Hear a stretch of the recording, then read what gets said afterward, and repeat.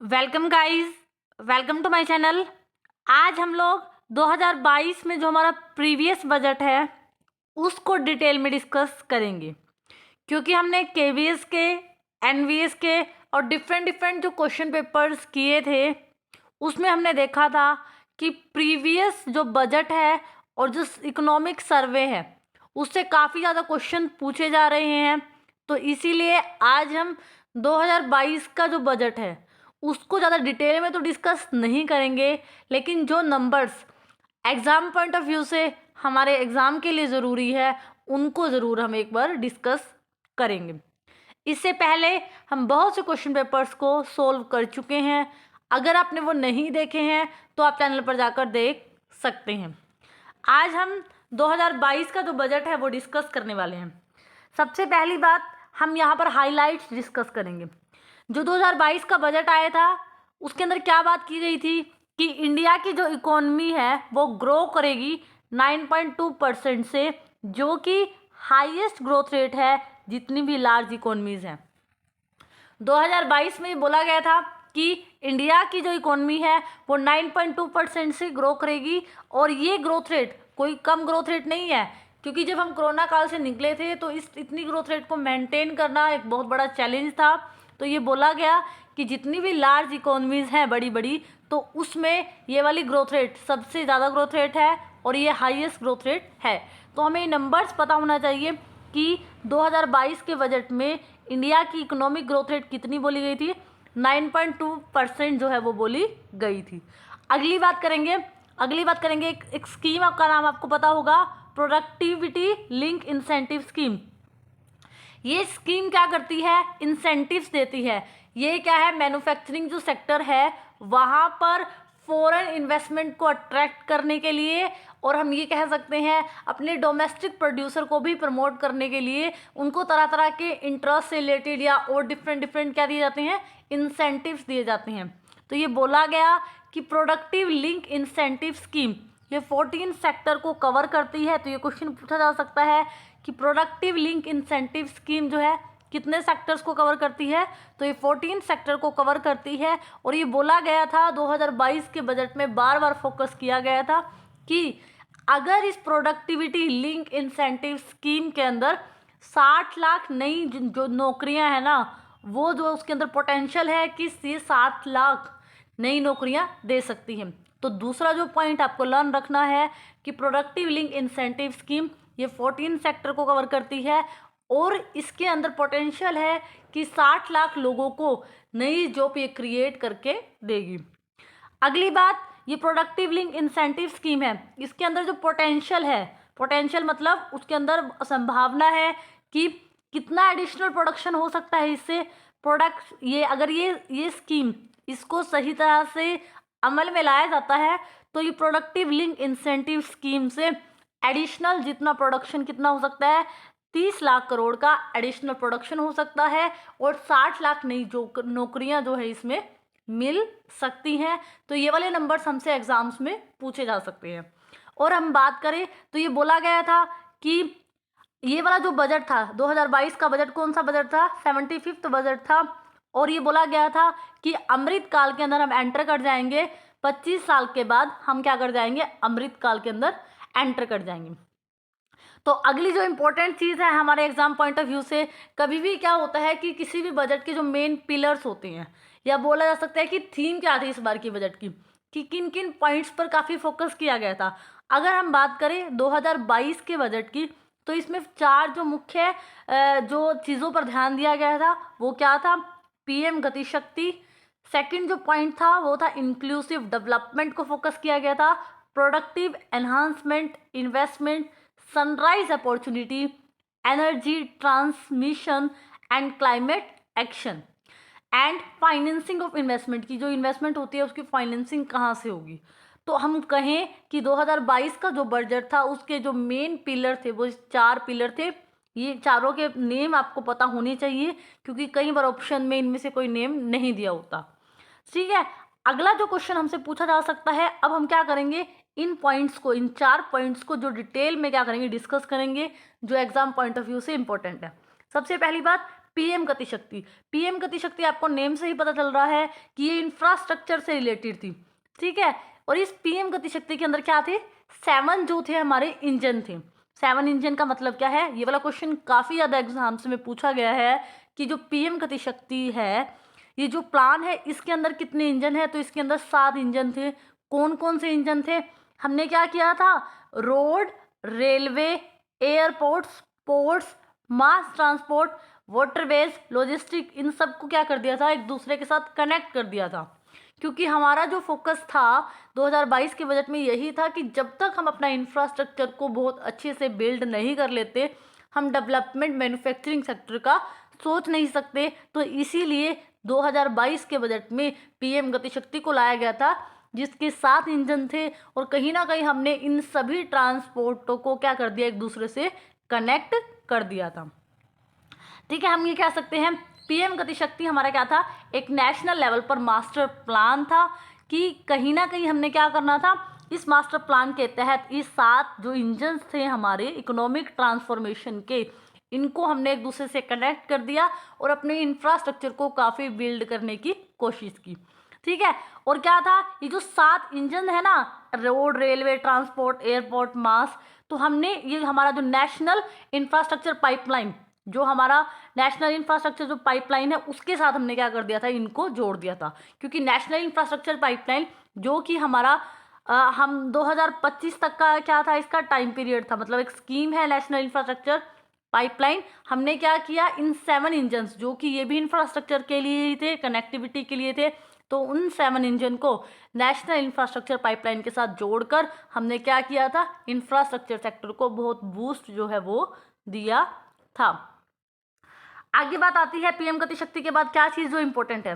अब इन्होंने क्या किया है, रोड में जो बेसिक काम किया गया था, तो रोड के अंदर क्या किया था, रोड ट्रांसपोर्ट में हमारा जो नेशनल हाईवे नेटवर्क है उसको एक्सपैंड कर दिया था। कितना, 25,000 किलोमीटर तक हमने क्या कर दिया था। अब ये वाला क्वेश्चन पूछा जा सकता है कि रोड ट्रांसपोर्ट में नेशनल हाईवे नेटवर्क को कितना एक्सपैंड किया गया था, तो हम कहेंगे 25,000 किलोमीटर तक एक्सपैंड कर दिया गया था, ठीक है। उसके बाद क्या है, उसके बाद है 2000 करोड़ रुपए जो है mobilisation national highway network expansion. इस नेशनल हाईवे को एक्सपेंशन करने में कितने पैसे लगाए गए थे, 2000 करोड़ लगाए गए थे। और मल्टी मॉडल लॉजिस्टिक पार्क्स जो है बनाए गए थे। मल्टी मॉडल लॉजिस्टिक पार्क्स क्या थे कि जो कहीं ना कहीं जो ट्रांसपोर्ट्स होते हैं ना, ट्रांसपोर्ट को कनेक्ट किया गया एक दूसरे से। और कहीं ना कहीं प्रोडक्शन करने में सबसे ज़्यादा कॉस्ट हमारे क्या आती थी, लॉजिस्टिक्स की, कि माल को ढोना, उसको पहुंचाने में जो कॉस्ट है वो बहुत ज़्यादा आती थी। तो उसको कम करने के लिए हमने क्या किया, मल्टी मॉडल लॉजिस्टिक पार्क बनाए। और मल्टी मॉडल लॉजिस्टिक पार्क बनने से जो लॉजिस्टिक कॉस्ट है प्रोडक्शन की वो कम हुई। और ये बोला गया कि मल्टी मॉडल लॉजिस्टिक पार्क्स बनेंगे, लेकिन ये multi modal logistic park PPP model पर बनेंगे।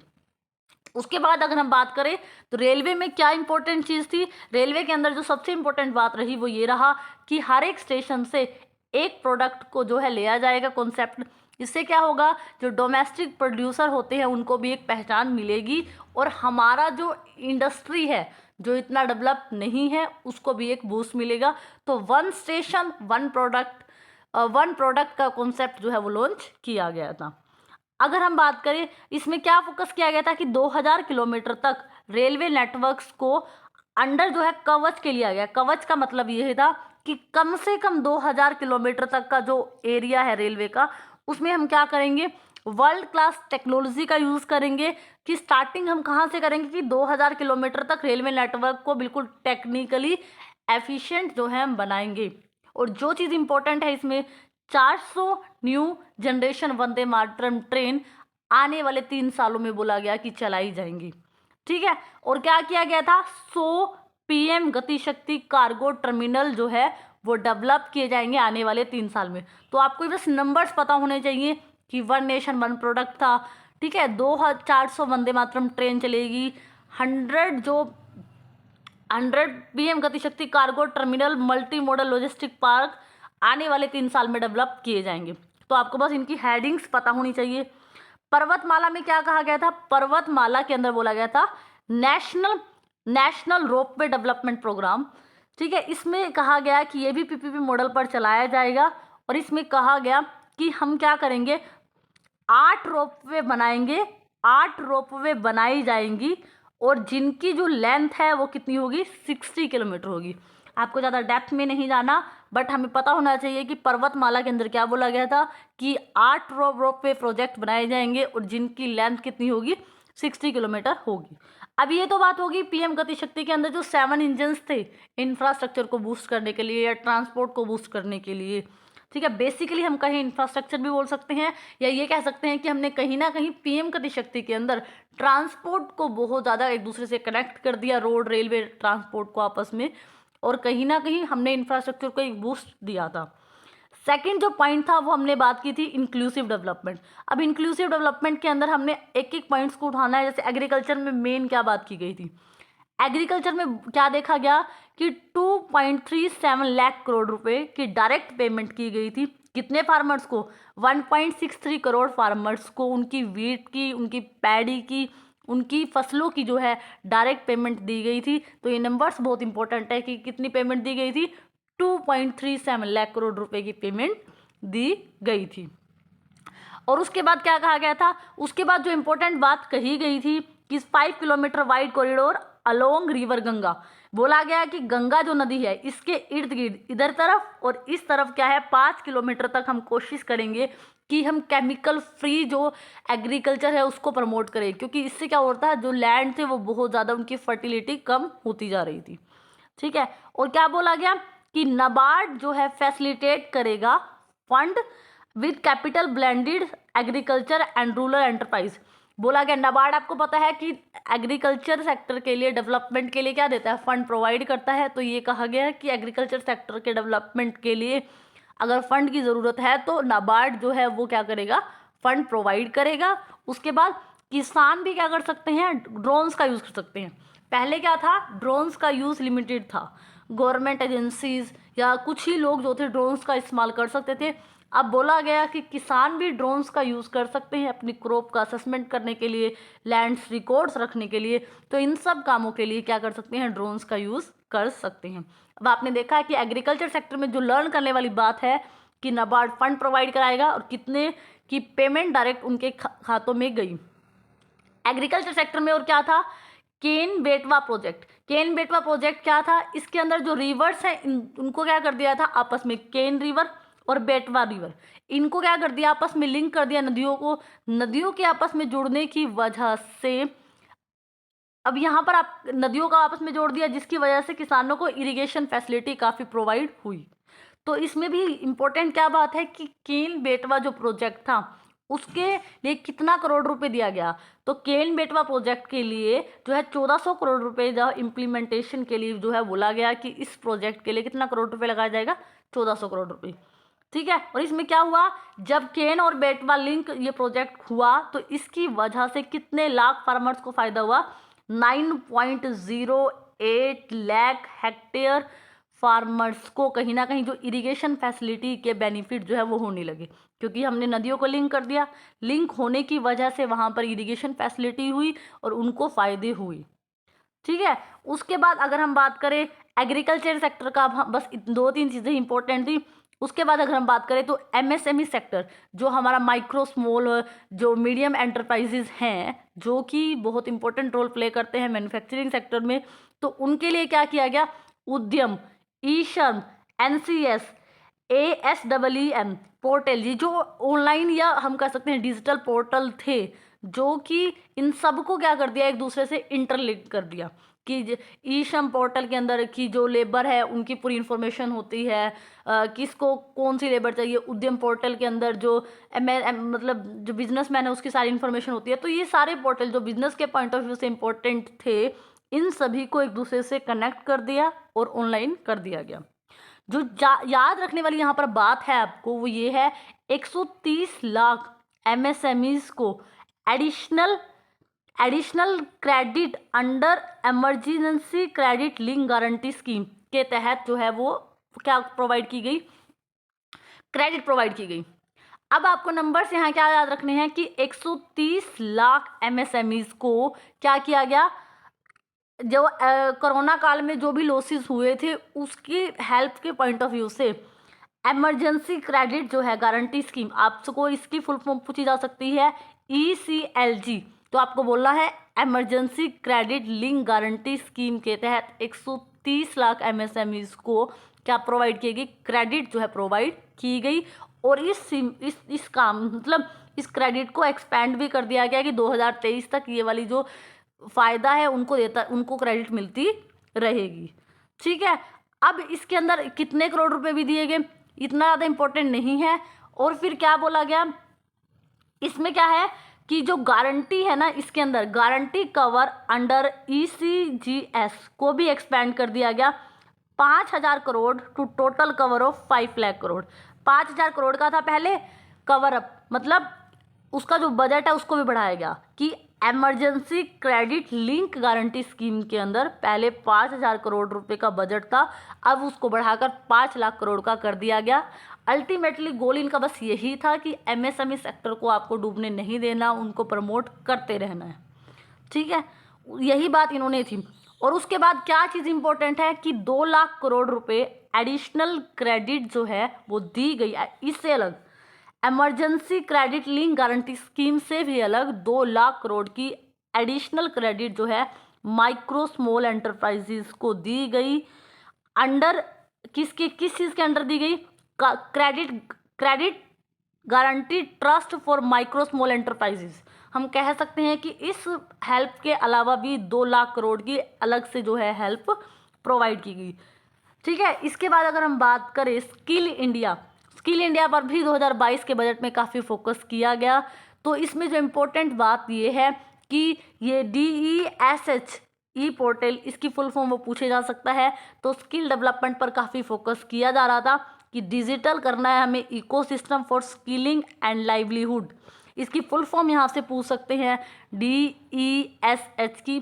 तो इसका फुल फॉर्म है digital ecosystem for skilling and livelihood. इसको प्रमोट किया गया और बोला गया कि सबको ऑनलाइन ट्रेनिंग दी जाएगी। स्किल की जो ज़रूरत है सिटीजन्स को एम्पावर करने के लिए जिन भी स्किल्स की ज़रूरत है उनको दिया जाएगा। और ड्रोन हमने देखा था कि एग्रीकल्चर सेक्टर में भी क्या हो सकता था, ड्रोन का प्रमोशन था कि एग्रीकल्चर सेक्टर के लोग भी, किसान भी ड्रोन का यूज़ कर सकते थे। तो यहाँ भी यही था कि स्टार्टअप, जो ड्रोन्स के स्टार्टअप्स हैं उनको काफ़ी प्रमोशन दिया जाएगा, क्योंकि ड्रोन्स जो है आने वाली टेक्नोलॉजी में बहुत इंपॉर्टेंट रोल प्ले करेंगे। एजुकेशन सेक्टर में क्या कहा गया, 1 क्लास के लिए 1 TV चैनल प्रोग्राम लाया गया और ये बोला गया कि ये जो PM ई-विद्या है उसको 200 TV चैनल्स जो है आए जाएंगे। 1 क्लास के लिए 1 TV चैनल प्रोग्राम में बोला गया कि 200 TV चैनल्स जो हैं वो लाए जाएंगे। और बोला गया कि हाई क्वालिटी कंटेंट बच्चों को प्रोवाइड किया जाएगा। डिजिटली टीचर्स होंगे, मतलब बच्चे जो है टेक्नोलॉजी के साथ जुड़कर किस तरह से पढ़ना है उसको प्रमोट किया जाएगा। ठीक है, डिजिटल यूनिवर्सिटी के बारे में बात की गई थी। एक डिजिटल यूनिवर्सिटी जो है स्टैब्लिश की जाएगी इंडिया के अंदर, इस बारे में भी 2022 के बजट में बात की गई थी। अगर हम हेल्थ की बात करें तो हेल्थ के अंदर बोला गया एक ओपन प्लेटफॉर्म बनाया जाएगा। ठीक है, हेल्थ के लिए national tele mental health programme जो है वो शुरू किया गया। कि सबसे ज़्यादा दिक्कत क्या थी, कोरोना काल में लोगों की जो मेंटल हेल्थ थी वो एक बहुत बड़ा इशू बनी हुई थी। तो ये बोला गया कि national tele mental health programme जो है उसको लॉन्च किया गया। और एक नेटवर्क जो है इसमें 23 टेली मेंटल हेल्थ सेंटर जो है स्टैब्लिश किए गए, और जो कि मतलब 24 घंटे आपको जो मेंटल हेल्थ से रिलेटेड इश्यूज हैं हो रहे हैं उनमें आपको क्या देंगे, सलाह देते रहेंगे। ठीक है, हेल्थ में ये चीज़ें की गई थी। उसके बाद सक्षम जो आंगनवाड़ी है, आंगनवाड़ियों को ज़्यादा अपग्रेड करने के लिए, टेक्निकल स्किल करने के लिए बोला गया कि वुमेन्स को जो इंटीग्रेट दिए जाएंगे बेनिफिट, चिल्ड्रन मिशन शक्ति और मिशन वात्सल्य और सक्षम आंगनवाड़ी जो है 2.0। ये बोला गया कि इंटीग्रेट कर दिया किस किस के बेनिफिट को, कि मिशन शक्ति, मिशन वात्सल्य और इन दोनों के बेनिफिट्स को जोड़ दिया। और अब जो है एक आंगनवाड़ी जो सिस्टम है उसको हमने क्या कर दिया, अपग्रेड कर दिया और सक्षम आंगनवाड़ी 2.0 जो है वो बना दिया। अगर बात करें जो पॉइंट आपके एग्जाम पॉइंट ऑफ व्यू से अच्छे हैं, जो नंबर्स, जैसे 2 लाख आंगनवाड़ी को अपग्रेड किया जाएगा। ये बोला गया कि सक्षम आंगनवाड़ी जो प्लान है इसमें 2 लाख आंगनवाड़ियों को क्या किया जाएगा, अपग्रेड किया जाएगा। और क्या बोला गया, हर घर जल मिशन, सब घरों तक जल पहुंचाने के लिए बोला गया कि 60,000 करोड़ रुपए एलोकेट किए गए, जिससे क्या होगा 3.8 लाख हाउस होल्ड को पानी मिलेगा। तो ये नंबर आपसे पूछा जा सकता है कि हर घर जल मिशन में कितने करोड़ रुपए एलोकेट किए गए, तो 60,000 करोड़ रुपए दिए गए, जिससे कि 3.8 करोड़ जो हाउस होल्ड को क्या मिलेगा, जल मिलेगा। अब आया अगला, हाउसिंग फॉर ऑल, सभी लोगों को घर देने के लिए, जो गरीब लोग हैं उनके लिए कितने 48,000 करोड़ रुपए जो है एलोकेट किए गए, और ये बोला गया कि इससे 80 लाख घर जो है पीएम आवास योजना के तहत बनाए जाएंगे। तो आपको जल के लिए कितना एलोकेशन दिया गया, 60,000 करोड़, और घरों के लिए 48,000 करोड़। ये नंबर्स आपको याद रखनी है। और क्या बात की गई इसमें, prime minister development initiative for north east, हमारा जो नॉर्थ ईस्ट का जो रीजन है ना हमारे, उसमें क्या किया गया, वहाँ पर डेवलपमेंट करने के लिए गवर्नमेंट ने अलग से क्या किया, अलग से एलोकेशन किया पैसों का। तो 1500 करोड़ रुपए दिए गए कि वहाँ पर जो यूथ रहता है, वुमेन रहती हैं, उनके डेवलपमेंट पर इसको खर्च किया जाएगा और नॉर्थ रीजन का डेवलपमेंट हो पाएगा। तो उसके लिए कितना दिया गया, 1500 करोड़ रुपए दिया गया। वाइब्रेंट विलेज प्रोग्राम, ठीक है, वाइब्रेंट विलेज प्रोग्राम में क्या था कि कहीं ना कहीं जो बॉर्डर वाले इलाके हैं ना, बॉर्डर्स वाले, और उसके बॉर्डर हैं जब हमारे चारों तरफ देखो इंडिया में बॉर्डर लगते हैं जिन स्टेट के, तो उन बॉर्डर वाले इलाकों में जो गांव हैं, ठीक है, वहां पर डेवलपमेंट करने पर काफी फोकस किया गया। तो ये वाला पॉइंट पेपर में पूछा जा सकता है कि वाइब्रेंट विलेज प्रोग्राम क्या है। वाइब्रेंट विलेज प्रोग्राम यही है कि डेवलपमेंट करना है हमें बॉर्डर विलेज का, जिससे कि वहाँ की जो बॉर्डर के आसपास जो भी विलेज है वहाँ भी हर तरह की टेक्नोलॉजी पहुँच सके, वहाँ भी वही डेवलपमेंट हो सके जो और स्टेट के और हिस्सों में होता है। तो इसके लिए वाइब्रेंट विलेजर प्रोग्राम जो है लाया गया था। इसके बाद अगर हम बैंकिंग सेक्टर की बात करें, तो बैंकिंग सेक्टर के अंदर आपने देखा है कि 100% ऑफ 1.5 लाख पोस्ट ऑफिस को बैंकिंग सेक्टर के अंदर जोड़ा जाएगा, कि जो 1.5 लाख जो पोस्ट ऑफिस हैं वो अब एक तरह से बैंकिंग सेक्टर के अंदर मर्ज कर दिए जाएंगे या उसी तरह की फैसिलिटीज़ वहाँ प्रोवाइड की जाएंगी। और 75 डिजिटल बैंकिंग जो है वो 75 डिस्ट्रिक्ट्स में जो है कमर्शियली खोली जाएंगी। पासपोर्ट को बारे में बोला गया कि वहाँ पर ज़्यादा ई पासपोर्ट्स का काफ़ी यूज़ किया जाएगा, और ई पासपोर्ट में जो चिप वाली जो टेक्नोलॉजी है उसका काफ़ी यूज़ किया जाएगा। अर्बन प्लानिंग पर काफ़ी फोकस किया गया था। अर्बन प्लानिंग था, सबको पता है कि आज शहरीकरण की जो प्रवृत्ति है बहुत तेज़ी से बढ़ रही है, तो कोशिश ये की गई कि अर्बन प्लानिंग को एक स्कीम के तहत सिस्टमेटिक तरीके से किया जाए। तो इसमें कहा गया कि मॉडर्नाइजेशन करना है बिल्डिंग्स का, टाउन्स का, एक उसके लिए क्या बनाया गया, एक प्रोग्राम बनाया गया, ठीक है। इसके लिए transmit oriented development will be town planning scheme लाया गया। ये 2 प्लानिंग लाई गई, टाउन प्लानिंग स्कीम और ट्रांसमिट ओरिएंटेड डेवलपमेंट जो है लाया गया। अगर हम बात करें लैंड रिकॉर्ड मैनेजमेंट, वैसे ये इतना इंपॉर्टेंट नहीं है, बट ये कहा गया कि जितने भी लैंड है हमारे पास उसका यूनिक आइडेंटिफिकेशन नंबर होगा और लैंड के रिकॉर्ड्स को हम डिजिटली जो है रखेंगे, ठीक है। और एक्सेलरेट कॉर्पोरेट एक्सिट, क्या होता है कि कई बार कुछ बिजनेसेस आपने स्टार्ट किए और वो नहीं चल पाते, तो वहाँ से एग्जिट लेना बहुत डिफ़िकल्ट हो रहा था, तो इसीलिए एक प्रोसेस बनाई गई, उसको आसान किया गया कि आसानी से कॉर्पोरेट एग्जिट जो है वो हो सके कंपनीज की, तो उसके लिए भी जो है काम किया गया। ये इतनी चीज़ें इंपॉर्टेंट नहीं है, बट एक बार इनकी रीडिंग कर लेनी ज़रूरी होती है।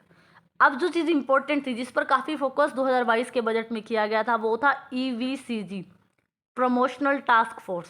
ये क्या थी EVCG, जो एनिमेशन, जो कार्टून्स होते हैं, विजुअल इफेक्ट्स होते हैं, जो गेमिंग आजकल ट्रेंडिंग है, कॉमिक्स हैं, इसके लिए टास्क फोर्स बनाई जाएगी।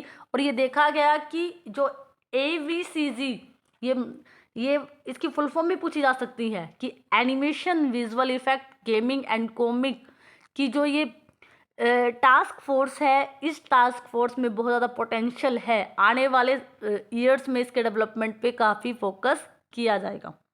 टेलीकॉम सेक्टर में बोला गया कि कहीं ना कहीं हम 5G जो है, जो टेक्नोलॉजी है 5G, उसके लिए स्ट्रॉन्ग इकोसिस्टम बिल्ड करेंगे। और जो हमारी PLI स्कीम है ना, PLI स्कीम के साथ क्या कहा गया, PLI स्कीम के साथ प्रोडक्शन लिंक इंसेंटिव स्कीम के साथ इसको जोड़ा जाएगा।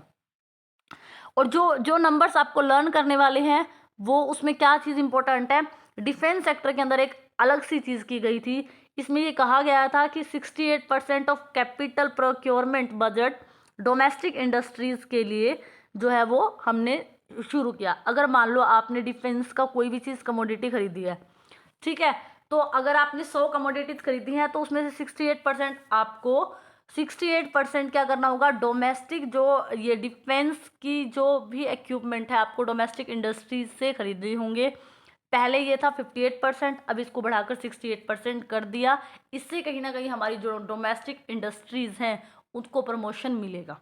ठीक है, जो बहुत ज़्यादा इंपॉर्टेंट चीज़ थी वो यही थी कि कहीं ना कहीं क्या किया गया, 68% कर दिया, जो कि पहले 58% था। ठीक है, अगर आपने 100 रुपीज़ की डिफेंस की चीज़ें खरीदी तो उसमें 68% आपको डोमेस्टिक इंडस्ट्रीज से खरीदनी होंगी।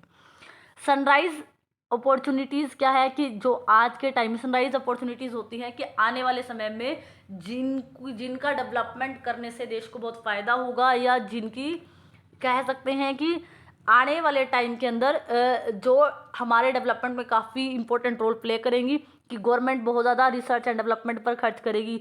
आर्टिफिशियल इंटेलिजेंस टेक्नोलॉजी जो बहुत ज़रूरी है। ठीक है, अब आपको पता है ड्रोन वगैरह, सेमीकंडक्टर चिप्स, इकोसिस्टम स्पेस, ये जो गेमिंग हो गया, ये सब जो चीज़ें हैं आने वाले टाइम में क्या होगा, इनका बहुत ज़्यादा डेवलपमेंट किया जाएगा क्योंकि इनके अंदर बहुत ज़्यादा इमेंस पोटेंशियल है। तो सनराइज अपॉर्चुनिटीज़ में ये सब बातें की गई। अगर हम बात करें energy transmission and climate action, अब हमें कहीं ना कहीं एनर्जी को भी क्या करना था, पोल्यूशन को भी कम करना था, एनर्जी को भी ट्रांसमिट करना था, मतलब एनर्जी और क्लाइमेट जो है हमारा, जो कि बहुत ज़्यादा चेंजेस हो रहे थे उसके अंदर, तो उस पर भी काफ़ी फोकस करना था। तो 2022 के बजट में क्या बोला गया कि एक अलग से बजट का एलोकेशन किया गया 19,500 करोड़ का, और इसे प्रोडक्ट लिंक इंसेंटिव स्कीम के तहत दिया गया। और ये बोला गया कि हाई एफिशिएंसी जो सोलर के जो मॉड्यूल है वो जो है उसके लिए इसका यूज़ किया जाएगा, और कहीं ना कहीं 280 गीगावाट इंस्टॉल्ड जो सोलर का पावर है वो 2030 तक हमारी जो कैपेसिटी है 280 गीगावाट इंस्टॉल्ड में सोलर की कैपेसिटी होनी चाहिए। और इसके लिए क्या किया गया, 19,500 करोड़ का क्या किया गया, अलग से बजट जो है वो दिया गया। ठीक है, और बोला गया था कि जो फाइनेंशियली सपोर्ट जो है शेड्यूल कास्ट, जो शेड्यूल ट्राइब के पर्सन्स हैं, उनको भी फाइनेंशियली जो है सपोर्ट दिया जाएगा। पब्लिक कैपिटल इन्वेस्टमेंट के बारे में क्या बोला गया था, पब्लिक कैपिटल इन्वेस्टमेंट के बारे में ज़्यादा नंबर्स तो हमें लर्न नहीं करने, लेकिन गवर्नमेंट ने जैसे पंप प्राइमिंग होती है कि जब कोई और इन्वेस्टमेंट नहीं करता उस टाइम गवर्नमेंट आती है तो इन्वेस्टमेंट करती है। तो ये बोला गया कि कैपिटल जो बहुत इंपॉर्टेंट होती है बिजनेस में, तो कैपिटल इन्वेस्टमेंट को काफ़ी ज़्यादा बढ़ाया गया गवर्नमेंट के द्वारा। तो गवर्नमेंट ने 7.5 लाख करोड़ जो था वो अपना बजट किया, जो कि पहले गवर्नमेंट का बजट कितना था, 5.5 लाख करोड़ का था। ये नंबर इतना इंपॉर्टेंट नहीं है, बट आपने देखा कि पब्लिक कैपिटल इन्वेस्टमेंट को भी गवर्नमेंट ने बढ़ाया।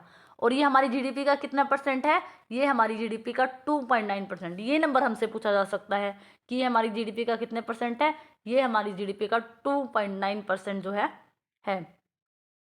उसके बाद जो नंबर हमारे एग्जाम पॉइंट ऑफ व्यू से इंपॉर्टेंट है, डिजिटल रुपीज़। हाँ, यहाँ पर क्या बोला गया था, डिजिटल जो रुपीज़ है, डिजिटल रुपीज़ जो है आया जाएगा। ये बोला गया था कि 2022-23 के अंदर जो रिजर्व बैंक ऑफ इंडिया वो क्या करेगा, एक डिजिटल करेंसी या डिजिटल रुपीज़ जो है उसका क्या करेगा, इंट्रोडक्शन करेगा। ठीक है, उसके बाद अगर हम बात करें और इसके बाद अगर हम बात करें डायरेक्ट इनडायरेक्ट टैक्सेस में, तो जो टैक्स रिटर्न्स के बारे में जो एग्जाम पॉइंट ऑफ व्यू से भी उतनी इंपॉर्टेंट नहीं है, बाकी आप पढ़ना चाहो पढ़ सकते हो। लेकिन जो चीज़ें और हमारे एग्जाम पॉइंट ऑफ व्यू से इंपॉर्टेंट है, आपको एग्रीकल्चर एमएसएमई सेक्टर में क्या किया, एग्रीकल्चर में सेक्टर में क्या किया, पब्लिक इन्वेस्टमेंट सेक्टर में क्या किया, इनको तो छोड़ के जाना नहीं है। क्योंकि यहाँ से जैसे कि घर जल वाला जो मिशन है, जल वाला मिशन, उसमें कितने पैसे खर्च हुए, हाउसिंग फॉर ऑल में कितने पैसे खर्च किए गए, ये नंबर्स आपको पता होने चाहिए। उसके बाद जो इम्पोर्टेंट चीज़ है वो है कि जो हमारा जो डिफरेंट बजट में डेफिशिएट्स क्या रहे, क्योंकि यहाँ से वो क्वेश्चन पूछा जाता है हमारे बजट के अंदर। जो हमारा जो 2022 का जो बजट आया उसमें बजटरी एस्टीमेट, जो आपको ये वाला नंबर्स याद करना है कि अगर हम बात करें हमारा फिजिकल डेफिशिएट जो है वो रहा 6.4%, हमारा रिवेन्यू डेफिशिएट 3.8%, और उसके बाद इफेक्टिव रिवेन्यू डेफिशिएट जो है हमारा कितना रहा 2.6%, और प्राइमरी डेफिशिएट हमारा 2.8% रहा। तो ये नंबर्स बहुत ज़रूरी है, कई बार इनको सीक्वेंस में लगाना आ जाता है, तो आपको बजटरी एस्टीमेट भी करना है और रिवाइज एस्टीमेट को भी लर्न करके जाना चाहिए। तो आपको इन दो नंबर्स को ज़रूर जो है लर्न करके जाना चाहिए। और अगर हम बात करें और क्या क्वेश्चन हमसे पूछा जा सकता है, अभी ये क्वेश्चन हमसे काफ़ी पूछा जा सकता है कि इंडिया जो है, इंडिया का सबसे ज़्यादा पैसा जो बजट में वो जो भी उसको मिलता है, सबसे ज़्यादा पैसा कहाँ उसका स्पेंड होता है। ठीक है, तो यहाँ पर देखिए वही है, how India spend it's money 1 rupees. अगर उसकी मान लो 1 रुपीज़ इनकम है तो वो कैसे, कहाँ सबसे ज़्यादा जो है वो स्पेंड करती है। तो सबसे ज़्यादा जो पैसा गवर्नमेंट का खर्च होता है वो कहाँ पर खर्च होता है, सबसे ज़्यादा अगर गवर्नमेंट ने 1 रुपये कमाया है तो उसमें से 20 पैसे गवर्नमेंट के चले जाते हैं इंटरेस्ट पेमेंट में। उसके बाद 17 पैसे गवर्नमेंट के कहाँ चले जाते हैं, 17 पैसे गवर्नमेंट के चले जाते हैं state share of taxes and duties, state को शेयर देने में ड्यूटीज़ और टैक्सेस का। उसके बाद गवर्नमेंट अपनी सेंट्रल स्पॉन्सर स्कीम में पैसा खर्च करती है। उसके बाद फाइनेंस कमीशन जो होता है उसने जो रिकमेंडेशन दी होती हैं उसमें ज़्यादा पैसा जाता है। ठीक है, सेंटर स्पॉन्सर्ड स्कीम, एक तो होती है सेंट्रल सेक्टर स्कीम, एक है सेंटर ने जो स्पॉन्सर की होती हैं उसमें 9 डिफेंस में 8 पैसे, सब्सिडीज़ में 8 पैसे और पेंशन में 8 पैसे।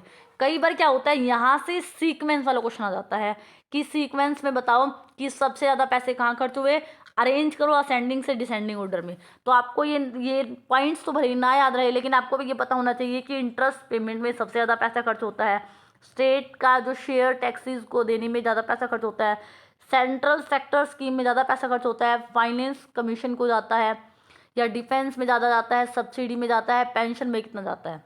तो ये वाला जो सीक्वेंस में हमने देखे भी हैं, ये क्वेश्चन सीक्वेंस में काफ़ी पूछे गए हैं।